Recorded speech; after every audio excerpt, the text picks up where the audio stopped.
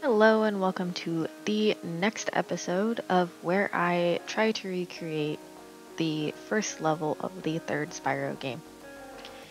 In this episode, I changed my climbing function to work only when you're in a specific volume.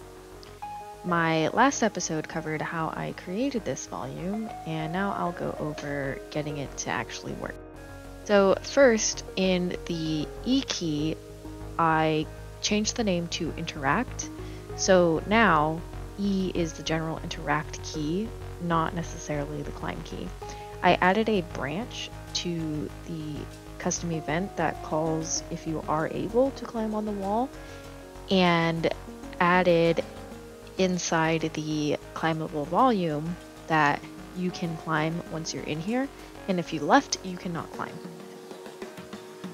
So this branch has a check that says if you can climb, then you are able to press the interact key and you can climb.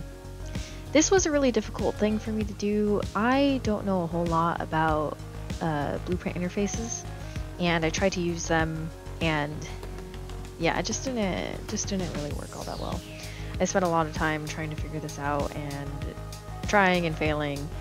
Eventually, I believe I just created another custom event that kind of called and talked between the two blueprints together.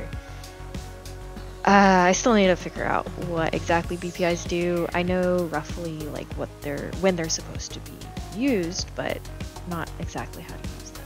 This was a fairly simple task. I didn't really have to do a whole lot of thinking besides trying to get the BPI to work and then ultimately scratching it.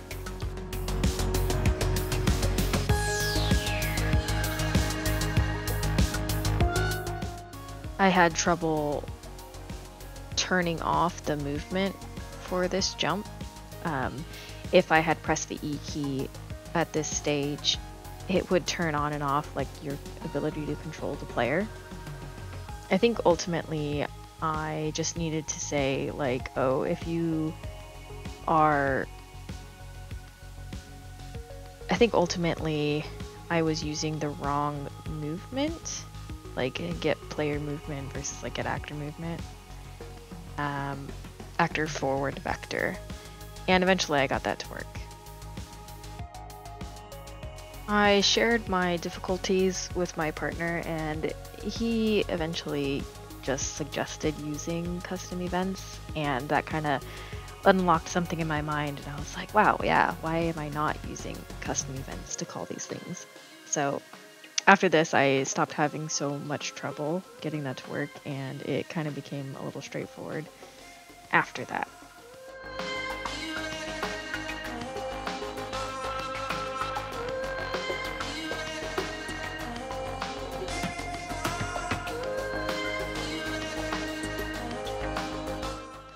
Inside the blueprint for the climbable object, I just have a couple of checks that say, oh, if you're climbing, then, or if you're on the wall, then you're climbing, and that's good. And if you leave, then you're no longer climbing, and then you can go back to the walking state or whatever state that you were in.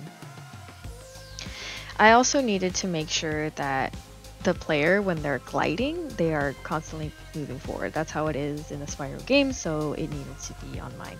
It was a bit difficult to get all of these systems to work at first, but eventually I got it to work, and it turned out really good.